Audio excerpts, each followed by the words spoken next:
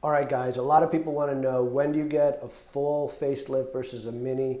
This is a great example of a patient where we did a full facelift. And what's really important to see is her neck itself. You see that in her, she's got a lot of redundancy here. The skin has really started to fall. That platysma muscle underneath the neck has pulled apart, and that's why she's got all that excess over here.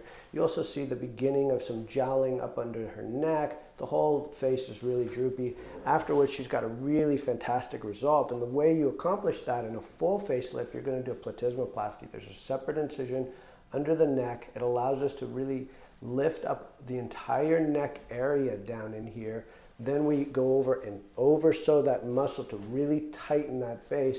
And then the full facelift, the incision line in our hands is exactly the same, but the extent of the dissection out over the face is a little bit further, and that's what allows us to differentiate really a full facelift versus a mini. All right, guys, so then here is the example of a mini facelift. A lot of patients who come in wanting a mini lift are in this sort of scenario where they really, for all intents and purposes, look great, but you can start seeing the beginning part of jowling.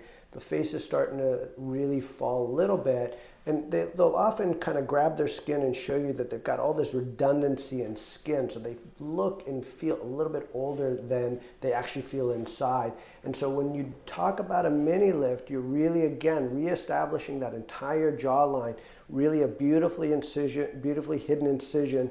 And what you do is remove all that excess tissue, and now the muscle layer has been lifted up and is going to stay this way. But we didn't have to make an incision under the neck because she doesn't have that redundancy and all that excess tissue in the neck to begin with. And that's really the differentiation between a full and a mini lift.